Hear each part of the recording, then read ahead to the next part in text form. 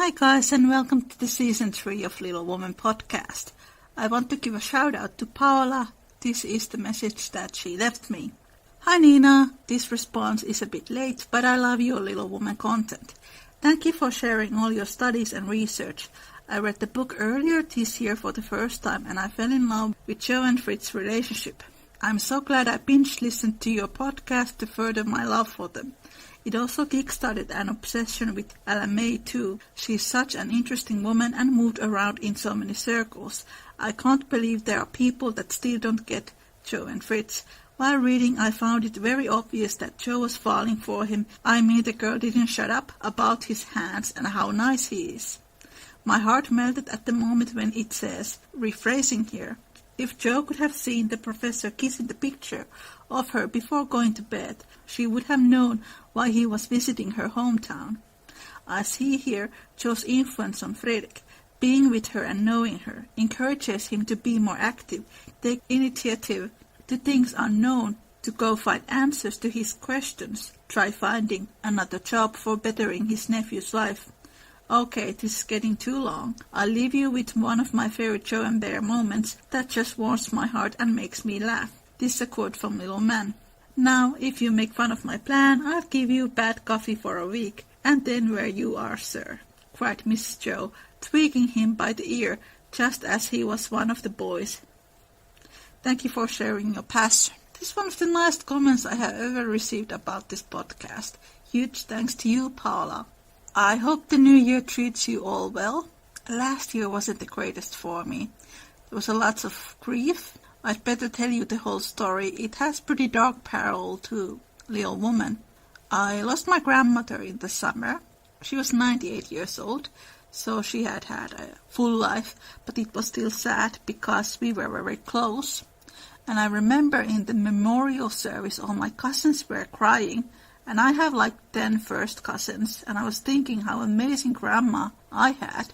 She had so many grandkids, and she had time to all of us, because every time when I would go to see her, she was always interested in what I was doing. About a year and a half ago, my sister was diagnosed with MS disease. MS disease has these different levels. She has the mild version. It's still very serious. Some years ago, my aunt died to cancer, and she did not tell my mom that she was sick. I don't know why she didn't tell to my mom earlier. She didn't tell my uncle either. I think she just wanted to protect them from the pain. And my grandmother, it happened like 10 years ago. It was cancer in the spine. Nobody could do anything about it. Only her kids and her husband knew about it. And I think she didn't tell her because she didn't want my mom or my grandma to be upset. And the grandma who died was my father's mother. This one is my mother's mother, and she's still alive and was her caretaker. My mom was upset because she was one of the last people to know. Me and my sister, we have always had very open communication. And she's my only sibling, and we have always been very close. And when this happened, we promised that if either one of us gets sick, we let the other one know immediately. And I rather know than not know, but I also understand my aunt because it is so difficult to see somebody you love experience physical pain. And what you really want to do is to take that pain away from them, even to yourself. But you can't do that. You can only be there for them, but it makes you feel so helpless. Sometime after my grandma had passed away, me and my sister were talking about her, and then she started to talk about her will, and I just lost it. She shouldn't be thinking of her will, because she just turned 30, and I don't know how I can cope with it.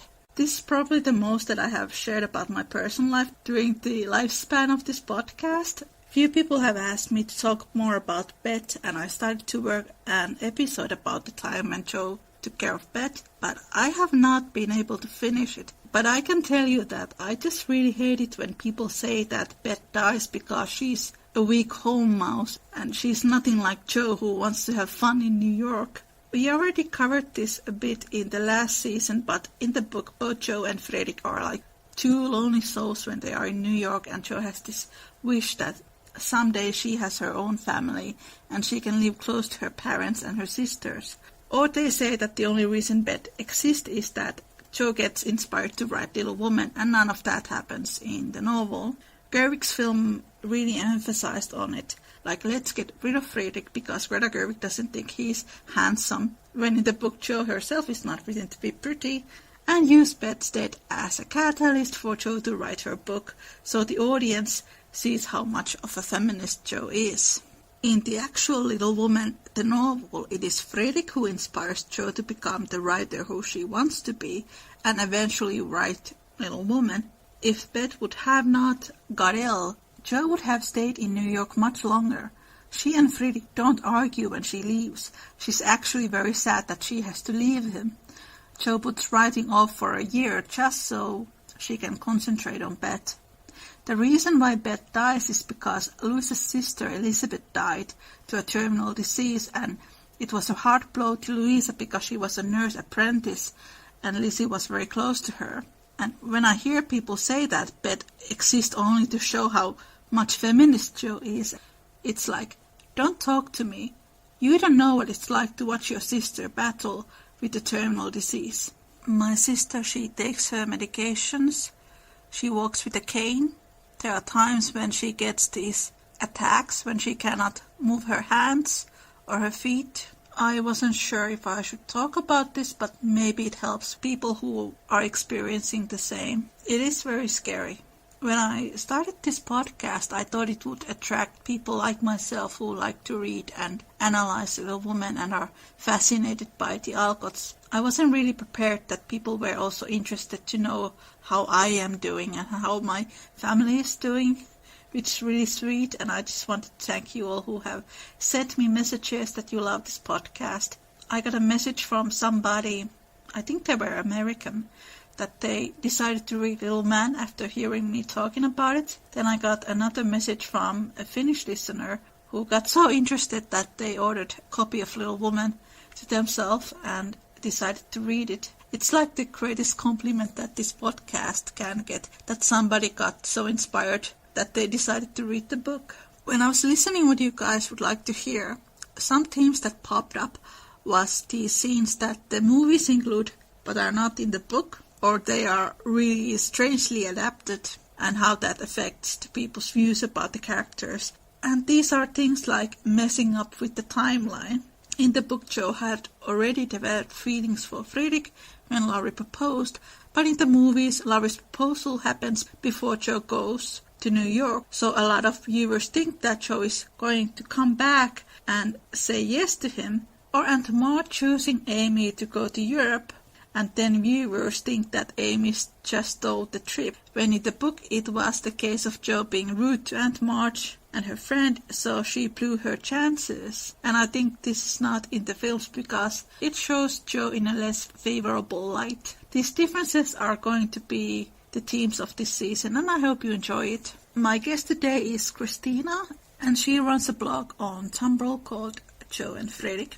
It's not just for Jo and Friedrich fans, there are also lots of Amy and Laurie fans. It's one of the only online forums I've come across where people talk and analyze Little Women books. There's talk about the adaptations, but the majority of the members are more interested about the novel. I was happy to have Christina as a guest because she has been doing these character analysis a lot longer than I have. When I started to do this podcast, I was very inspired by her writings and continue to be even today. The name of this episode, You Are Meant for Labor, Not for Love, it comes from an article that my Little Woman friend Nadine wrote about Jo's looks and how because of the way she looked, she wasn't expected to get married. And Christine also published an article about the same topic, and today's episode is going to handle that.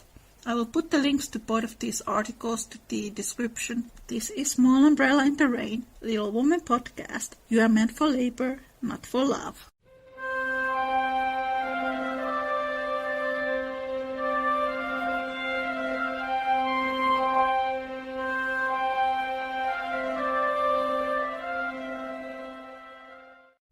Hi. I finally get to talk to you almost, well, not quite person to person, but, kind of back and forth. Would you like to start by introducing yourself and what's your relationship with Little Woman? Hello, my name is Christina, and if you are on Tumblr, you probably know my blog. Joe and Friedrich. It was started because I just loved them so much and did not think that they got the recognition they deserved. And I've been a fan of Little Women for the longest time. Like, first time I read it was like between, I'm going to say the ages of 10 to 12. That was like somewhere around the ages that I started to read it. So, been a fan ever since. That's amazing. It was the great illustrated copy of it. So, like, it was sort of the abridged version, and then managed to, over the years, finally get a hold of a copy that was an unabridged version. So it was sort of a journey to get to where I'm at right now of like almost full-blown obsession. I think one of the reasons why I actually started my podcast was because of your blog. Because when I was younger and I was obsessed with Little Women, I was in Live Journal, and then there were like Amy and Laurie group and Joe and Friedrich group that I was lurking there. They slowly vanished. Oh, I think your blog was really the only place where I could find people who were interested from the canon. Everywhere else, it was just about the films or very strange views about Little Women that I did Mercury. I am very grateful for your blog, and I think many others are too. That's so great to hear. Yeah. I mean, I felt just like you. It was like either most of the people that were around me didn't know or care about Little Women, and those that did were just kind of knew only like you said, the movie version. And many of them are great. I don't know if we'll ever get to it, but we can, I have many thoughts of the most recent. But most of the times, the film version seems to sort of put more focus on Joe and Laurie. And I was like, no, like, to me, I don't know, it felt, and this is because, again, I remember when reading the books, I was like, it almost felt a little incestuous to me because I always identified with Joe, and I have a brother, and so much of Joe and Laurie's relationship while they were like growing up felt very much how like me and my brother would interact, just this very goofy, ridiculous antics that to the point where I would probably be doing like some of the more quote unquote boy stuff. So when people were like, oh, Joe and Laurie, I'm like, ew, no, I can't.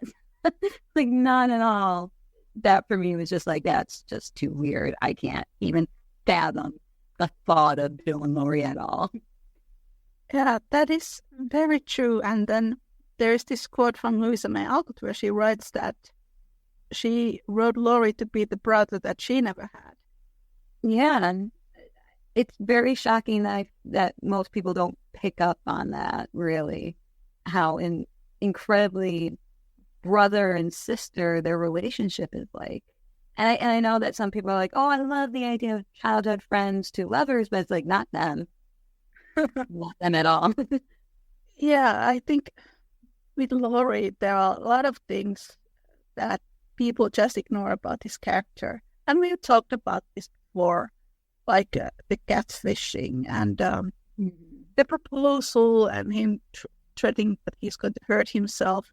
And all these very disturbing red flags are there, but then they're not in the films, and most people don't know about them. Yeah, it's amazing just how the media will change your perception of what a story is. Because I remember, I don't know if you maybe had seen it, but someone, I think it was their own post or someone replied to a post I did, and they're like, after watching the 2019 movie, I was like, maybe I'll go read the book. And they were not just surprised, but full-blown shock to see that there was not even a hint of Joe and Laurie. And they were like, in a way disappointed and like kind of really like upset that Gerwig would do that when like the book never did. So it's amazing. So yeah, it's amazing how like how media / movies and whatnot will change how we perceive how the story should be, because that's not how it went at all. Somebody commented quite recently that Gerwig cared more about her actors than the book itself, and I think that can be true. I think it's also a problem in the 1994 film and maybe the 1949 film. She just continued this long tradition of romanticizing Laurie. There's no excuses for that. No, not at all. And this is not like, I think in general, Laurie is a good character, but it takes them a while to get to be a great character. But they all got flaws, but he just seems to be the one that really is like stand out, and to the point of like, okay, that's very problematic, dude. During that day and age, if you did at least one of those things that Laurie did, a girl would be like, just dump him, girl. Don't even bother, But yeah, like you said, they don't put focus on that, and I think it's a shame, because when he does propose to Jo, and I do have a little thing I want to mention about that. I'll get to that in a moment. When they portray his like heartbreak, is like, oh, poor Laurie, but it's like, no, it's not really poor Laurie, because you've had so many signs leading up to Jo being like, I can't or I won't, because you clearly didn't get the hint before. And I've seen some people that have said, Jo was so mean to him during the proposal. It's like, not for nothing, but wouldn't you be too, with after all those years, him trying to like, flirt with you and like kind of try to kiss you and whatever else, and you're just like, in the nicest way, no. And then you just being so fed up with it. Like, I don't blame her at all. Well, in the book, the reason why Jo goes to New York is because Laurie was harassing her. Yeah, and that was what I was going to say, is that I hate when the movies do the proposal before New York, because it seems like she's just trying to like walk away from like a heartbreak, or like, oh, I can't watch poor Laurie be sad. And it's like, no, she left before proposal happens, because she wants to get away from him, so that way he can be like, all right, just take time, try to, maybe after some time away, you can figure out that you don't really care for me as much as you think you do. And that's why when she comes back, she's just like, you know what, I'm done. Yeah, I don't like it when the movies kind of switch it, because I feel like it does it almost in a way to be more sympathetic to Laurie rather than sympathetic to Jo. Was that the same in the 2017 series? I think that's the only version that I can think of that actually did it the right way. Yeah. He proposed to her after she came back from New York. Yeah. I still think he was very romanticized in that version as well. And it's so important that it happens after New York, because, again, it's one of those moments where it's sort of like you sort of have an inkling that maybe she has a lot more feelings for him than you think she does. But the other version that actually does it correctly is the BBC version, the 1971. Because in both of those versions, they both say like, oh, don't tell me you fell for that old man. And it's like, that's such an important moment, because Jo's standing up for Friedrich and saying like, don't talk about him like that. And like getting that sort of like first inkling that maybe she has a lot more feelings for Friedrich than you would think she does. And standing up to Laurie, who has been her friend for many years, and pretty much saying, shut up, you don't know what you're talking about. He is as dear a friend to me as you are. Like, I think it's very important in showing the development of Jo and Friedrich's relationship, is that one little moment where she sort of is like ready to just tear Laurie apart, because how dare he say something poorly about her Friedrich. Yeah, and if he's her friend, you should respect her. But there are a lot of indications that he doesn't. Like before Jo goes to New York, there's that time when is Loki trying to flirt with her, and she clearly says no. And then before that, a couple of years before that, when Beth gets sick for the first time, I think he's trying to kiss her, and then she says no. And she's 16. And when she goes to New York, then she just starts to develop these feelings for Friedrich. So it's just this natural way of things that she would reject him. I think one of the things that most people miss in Little Woman, even some people who read the novel too, is that it also happens to Laurie that when he's with Amy, he sort of starts to become more independent, which is not the way his and Jo's relationship works, because he was looking her to be his nanny or somebody who told him what to do. Then with Amy, he sort of becomes more independent and also wants to find something else to his life than just, writing these operas for Joe or music. He wants to be productive. So it's all thanks to Amy, or she pushes him to finding purpose he was lacking. Yeah, and I think that too, he's sort of seen Joe as almost a safety net, that no matter what could happen, good or bad, he can go to Joe and she'll be like, it's all right, Laurie, it's fine, everything's going to be okay. But with Amy, she says like, well, you got to learn how to stand on your own 2 feet. It's not that I can't be there to almost comfort you or to be like, oh, that's all right, but Laurie, but I'm not going to be your safety net. If you're going to fall, try to help yourself up in a way. But yeah, I think that's what it was. He's just gotten so used to falling back to Joe that he doesn't realize that he could do stuff on his own, and Amy allows him to do that. And it's really a boy's proposal, because he says he gave up beard and smoking. What else? That's not a really good reason to marry. Right. Yeah, that, and let's do it because everyone expects it. Like, okay, but what about, you're pretty much listing almost every reason except the fact that we love each other, and I'm clearly saying or telling you I don't love you that way. Like, he's trying to pressure her, like, don't disappoint us, Joe. Like, don't, grandfather wants it, your family wants it, and it's like, what about what I want, Laurie? Like, I don't want this. At that moment is his most selfish moment, because it's, I want what I want, and how dare you not want the same?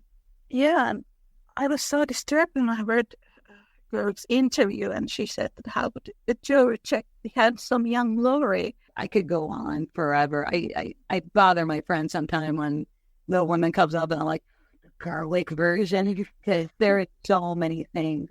I have no idea what her goal was with that, because it felt very much all over the place. And like you said earlier, it felt more catered to the actors. And it's such a shame, because I had, before obviously seeing Little Women, I watched Lady Bird, and I thought Lady Bird was great. And when it said that, Saoirse Ronan is going to be Joe and Timothée Chalamet will be Laurie, I was like, that's great, because it feels like they have a good chemistry. But, I think that they, they'll work it out. And then I'm like, when watching it, I was like, that's not, you totally missed. The point is here, and you went way over your way. And I'm very disappointed. I was expecting better from you.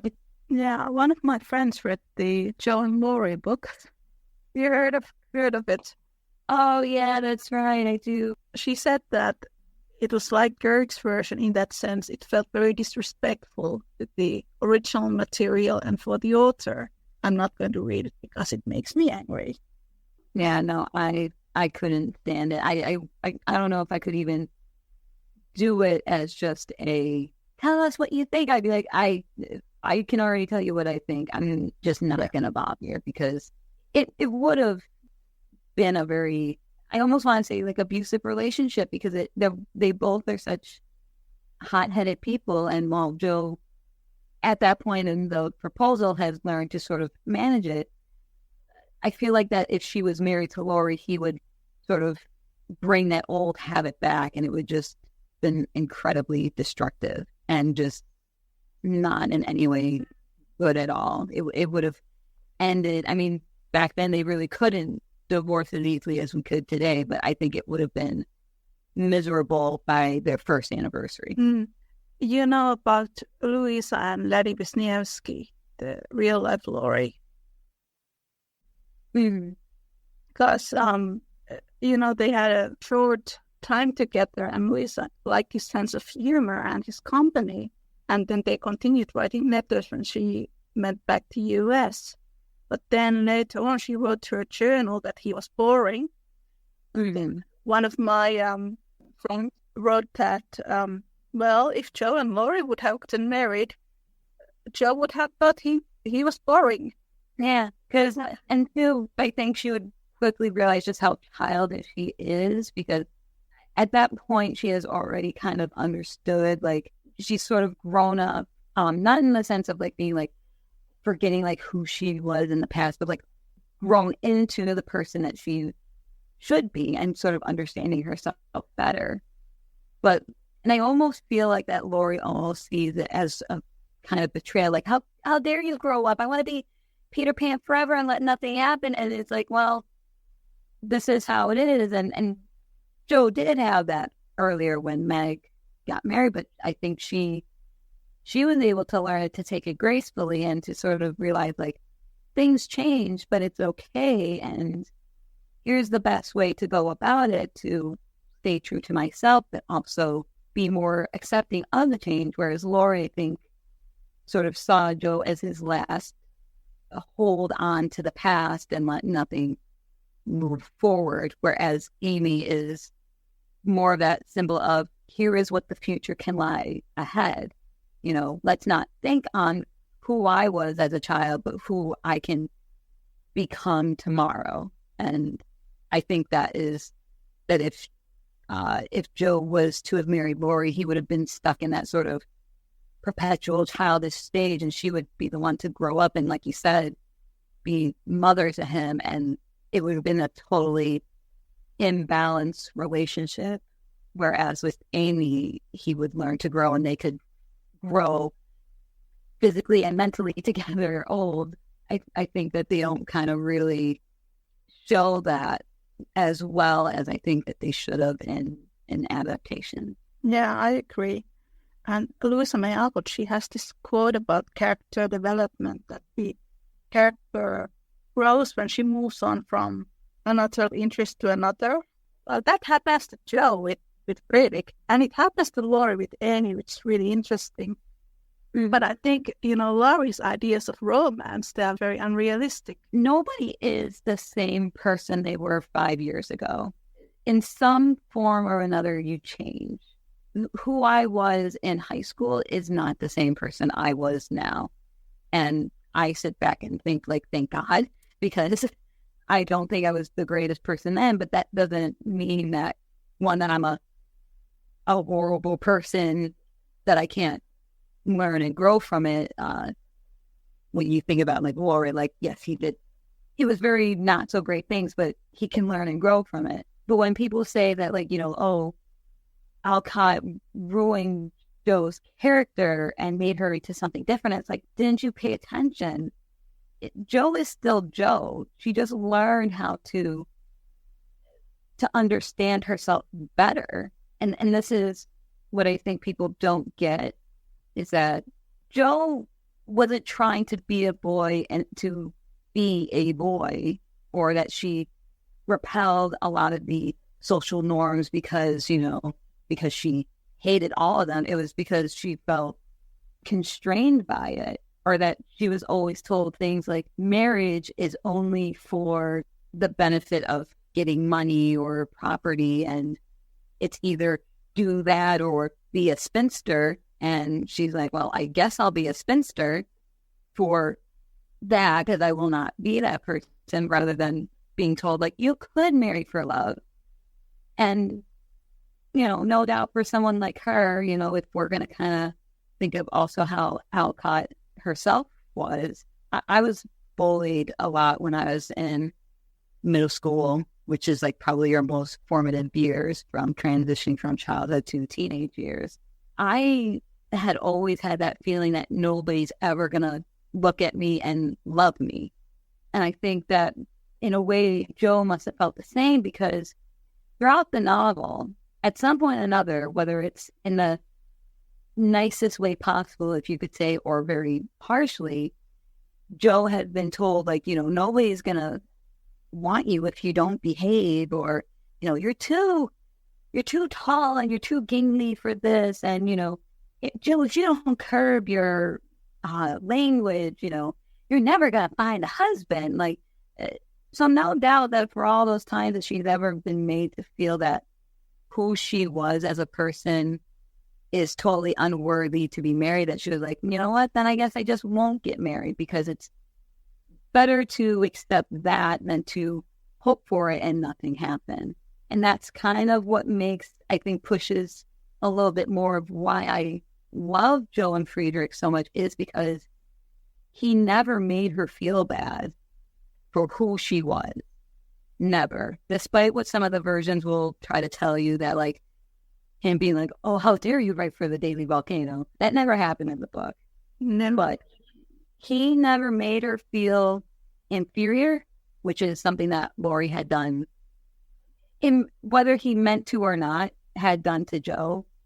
Because no doubt somewhere in the back of her mind, she was like, I know people are expecting us because he's wealthy and we need money, or he will throw like sort of like his privilege around, and she'll kind of somewhere in the back of her head be like, yeah, I don't have that privilege as both a woman and someone with no money.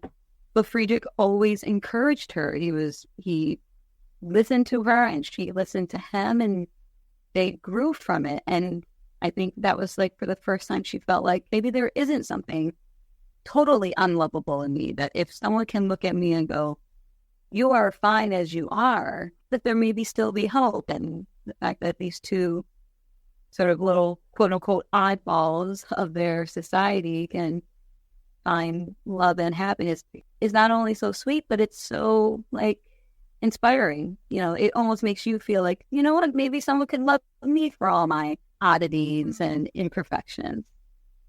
That's very true. And I think a lot of people just don't get that, because Joe and Frick tend to be very romanticized in the films as well. And I told you about this recently, that my sister watched the 1978 version.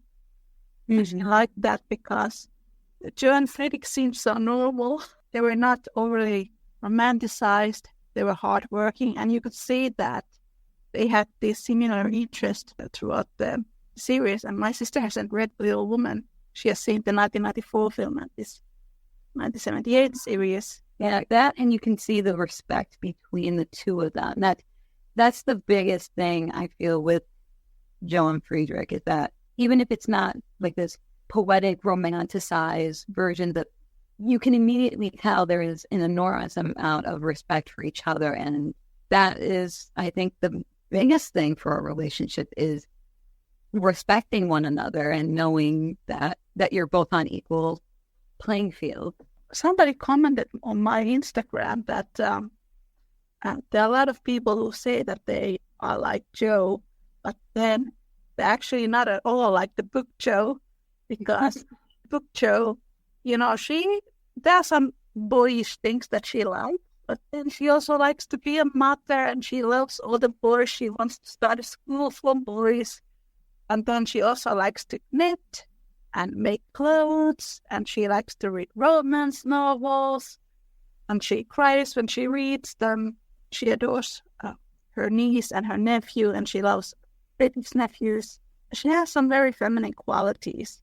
When you say that, it reminded me, I made it like a while ago, like quite a while ago, but it sticks with me. I said something like, if Joe was present in the modern day, and this is again because I was very cringeworthy, but I was also this girl too. It was like that like era, like the 2008 to 2012 or so time, and where the girls were just like, I'm not like other girls. Like, and they made it seem like that, you know, if you like the color pink, or you like this, you like makeup, and you like this, wearing dresses, it was almost like a negative quality. And I think Joe would have been that type of girl. Like in the beginning of the novel, she would have been that I'm not like other girls girl.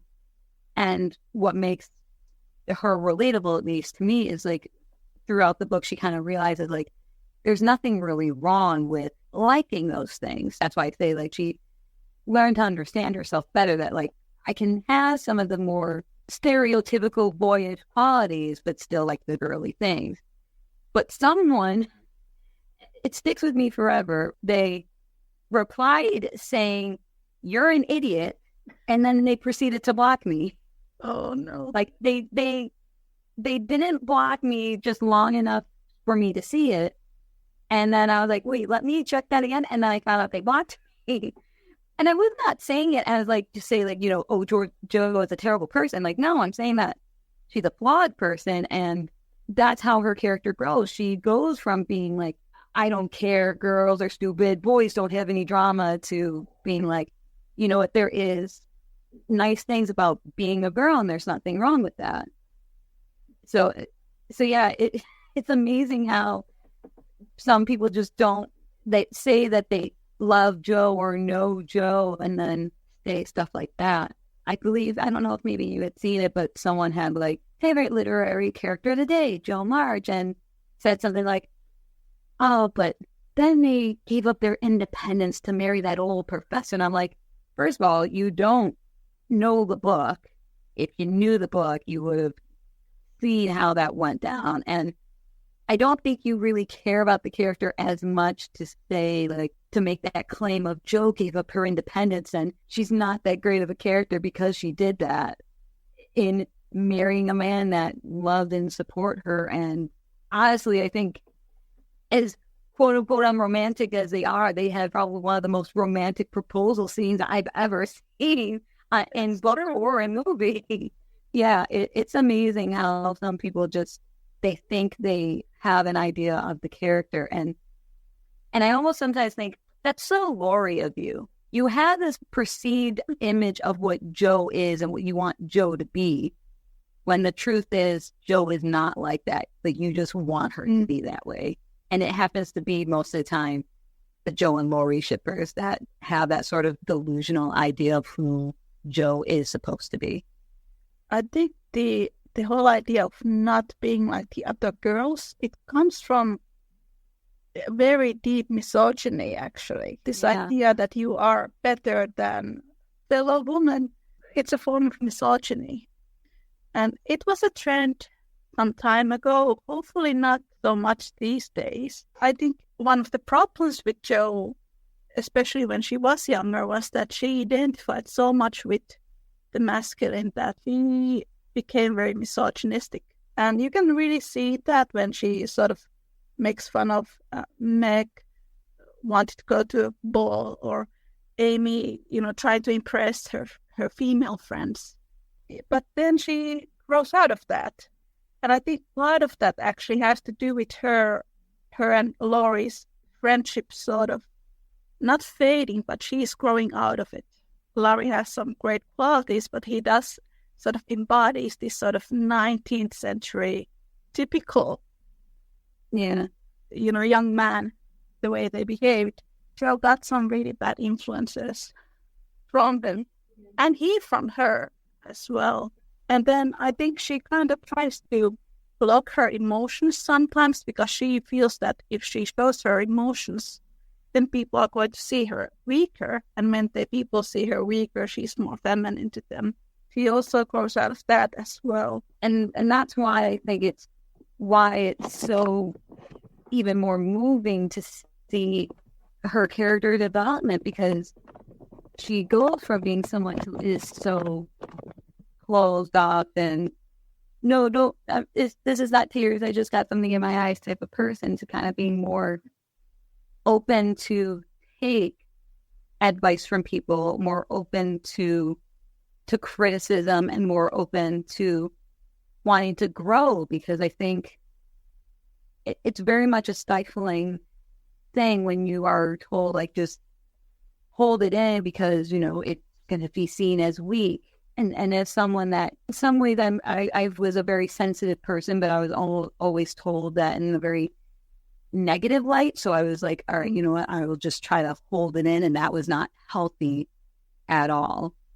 And it was sort of almost in a way seen as kind of like, a very feminine thing. Like, oh, she's just an emotional little thing, poor thing. And it's like, in some cases I was right. Like, what they said was very rude or mean, but boys will be boys and you're just being too emotional over it. Having Jo kind of learn how to sort of be more open and accepting, and to have a positive influence like her mom and Friedrich, that, just to name the few, to just sort of be like, it's okay. Like, there's nothing wrong with being vulnerable, it doesn't mean that you're weak. It just means that you're open to having other people help you. And sometimes that's the hardest thing, is to admit to saying that I need help, or this is bothering me, or I don't know what to do. Because if you just are that person that's like, yeah, sure, I know what you're doing. I know, I totally know that, and you don't. That can cause a lot more problems. And for me, it was, I had to sort of unlearn how to unlearn that behavior, because it didn't help me in the slightest. So now I kind of live by the model of, if I don't know it, I'll ask for help. I'd rather admit that I'm being an quote unquote idiot rather than make myself look even more of an idiot than pretending I know what I'm doing. Yeah. And I think it is a very long process for Joe to unlearn those habits. Real man, Tim Knott's character, she kind of calls him girly, and she sees him a bit weaker than the other boys because he's so sensitive. And she has this similar relationship with Laurie. Mm-hmm. It's not that Friedrich is not sensitive. I guess he's not as sensitive as Laurie is. How would I put it? He's a lot more grounded, and Laurie is very idealistic. I guess if I had to sort of think of it, it's like Laurie was who I was when I was in school, where I just took everything and made it full blown, whereas now I'm a little bit more like Friedrich, where it's like, that hurts, but let's try to just sort of see what's the best way to respond to that very sensitive moment. It's a much more mature response. Mm-hmm. You try not to take everything too emotionally or too personally. Laurie does that, and I think to some extent Joe was like that as well when she was younger.